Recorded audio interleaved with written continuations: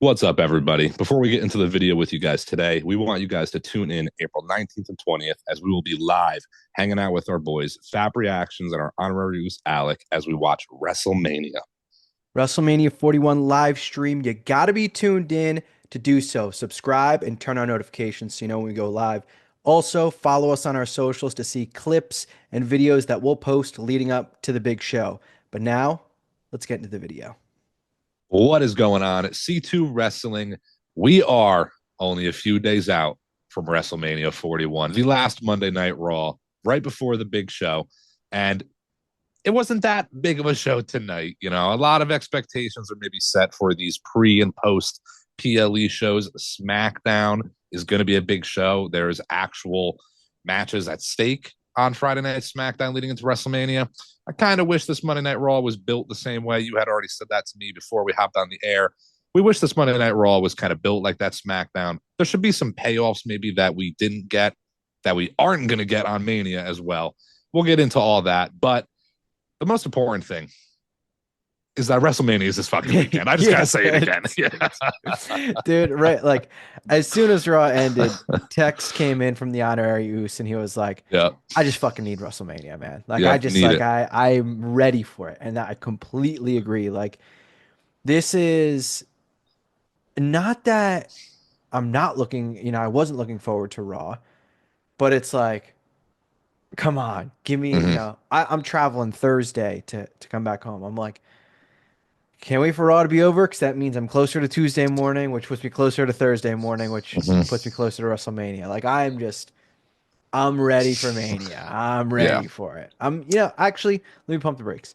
I'm ready for Mania weekend, I should say. The whole extravaganza. It is really a wrestling week, let alone weekend anymore. It really is basically a week of wrestling. And we got NXT coming up tomorrow.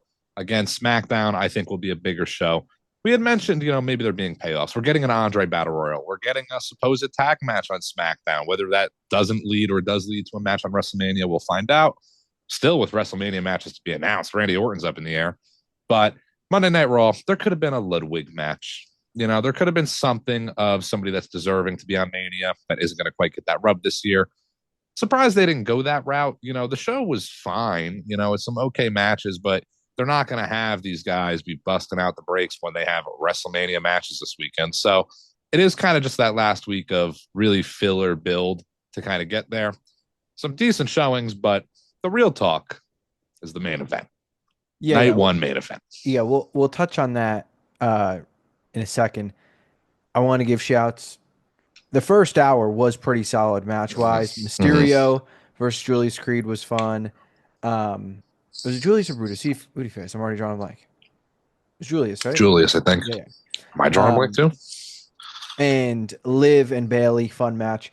But as you mentioned, like a payoff for a story, not that one wasn't told, but I get it. The Raw after Mania is like the bigger Raw, and that's why SmackDown you build up because it pairs the weekend.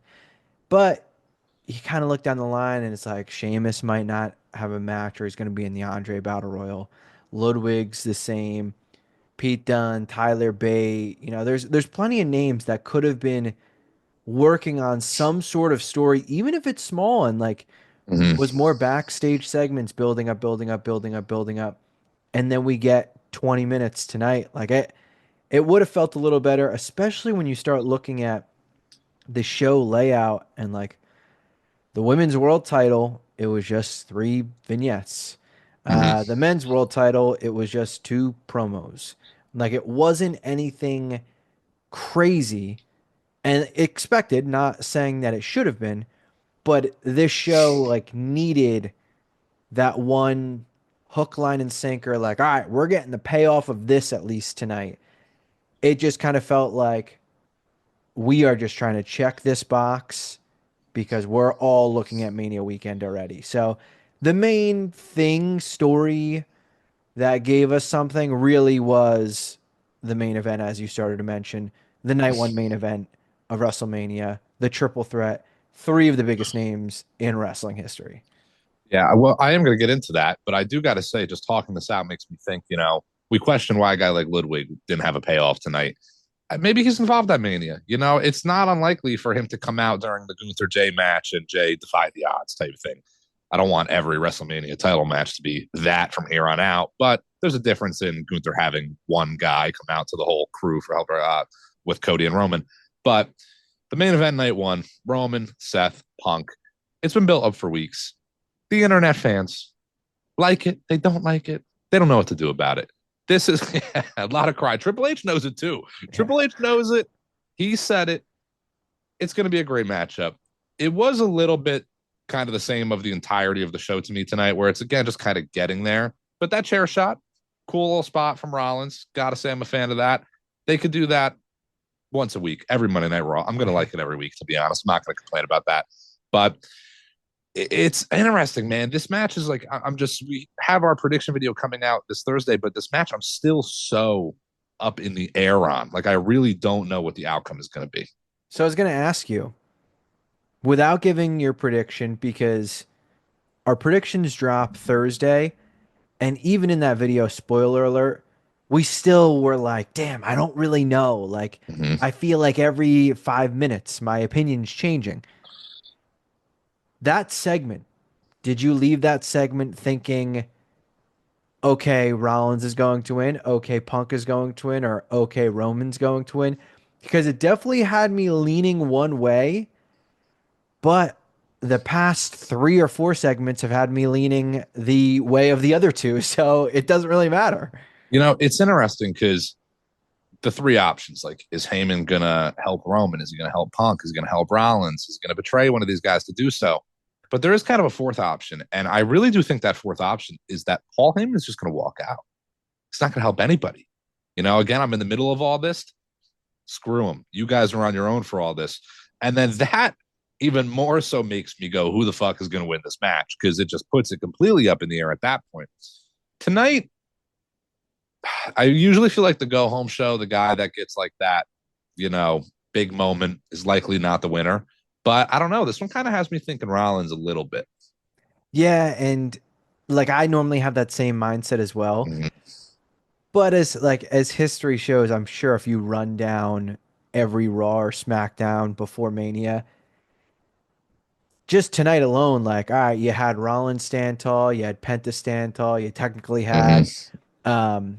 Bailey and Lyra stand tall, you had Chad Gable stand tall. Like, statistically, one of the people that stood tall tonight are probably going to win. Like, I'm not saying they're Yeah. all going to Yeah. lose. So it's just which one is. When I see the Chad Gable segment, that makes me feel much more like, all right, Ray's probably going to win. When I see this Rollins segment, I'm like, it has me leaning that Rollins won't win because he's standing tall here. But I don't know. Like, Yeah. they've thrown us for a curve before. They really try to build the sympathy for Heyman and the divide between Heyman and Roman and Punk being kind of there for Heyman. And who knows, maybe Heyman just says screw it to both of them and helps Rollins, slides Rollins the chair. That was the foreshadowing that, Mhm. Heyman's going to give Rollins the chair. Like, I just don't know. I did give my prediction that drops on Thursday, and this segment did make me feel a little bit stronger about my prediction, but Mhm. still, I wouldn't be shocked at anything from this main event. Yeah, honestly, I think John Cena and Cody Rhodes might insert themselves in this triple threat and Yeah. make it a fatal 5-way. Like, I don't know where we're Yeah. going at this point. You know, anything can happen. I really am up in the air. I'm up in the air with a lot of mania. You know, you mentioned Rey Mysterio, Chad Gable, where anything can happen. Grande Americano can Yeah, win my that apologies. match. My apologies. That's me. I threw that bad. Yeah, yeah, Grande Americano, get it right. Yeah. He can win the match. Ray can win the match. You know, that is a storyline that is more being built up for the moment. It feels the moment of the unmasking and things like that. So it leads you to believe Ray is going to win. There's other routes they can go, but, you know, it's a little bit more predictable.